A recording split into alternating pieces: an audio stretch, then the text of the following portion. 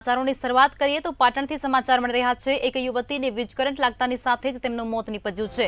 રાધનપુરની આ સમગ્ર ઘટના સામે આવી રહી છે। રાધનપુરમાં મહિલાને કરંટ વાગ્યો છે, ત્યારે બાથરૂમમાં સફાઈ કરવા જતા આ મહિલાને કરંટ લાગ્યા હોવાની વિગતો સામે આવી રહી છે। તપાસમાં ગીઝરને હાથ અડકી જતાની સાથે જ આ મહિલા છે તેઓને વીજ કરંટ લાગ્યો હતો। કરંટ લાગતાની સાથે જ ડોક્ટરને મહિલાને મૃત જાહેર કર્યા છે।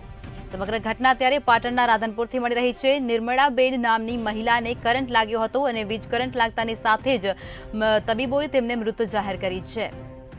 રાધનપુરથી આ ઘટના સામે આવી રહી છે। રાધનપુરમાં મહિલાને વીજ કરંટ લાગ્યા હોવાની માહિતી સામે આવી છે। બાથરૂમમાં સફાઈ કરતી વખતે આ મહિલાને વીજ કરંટ લાગ્યો હતો, જે બાદ તેમનું મોત નીપજ્યું છે। ગીઝરને હાથ અડકી જતાની સાથે જ આ કરંટ લાગ્યો હતો। વીજ કરંટ લાગતા જ તેમને હોસ્પિટલે પણ સારવાર અર્થે ખસેડવામાં આવી હતી, પરંતુ હાજર તબીબો દ્વારા તેઓને મૃત જાહેર કરવામાં આવી રહ્યા છે। નિર્મળાબેન તેમનું નામ છે અને નિર્મળાબેન નામની મહિલાને વીજ કરંટ લાગતા તેઓનું મોત નીપજ્યું છે।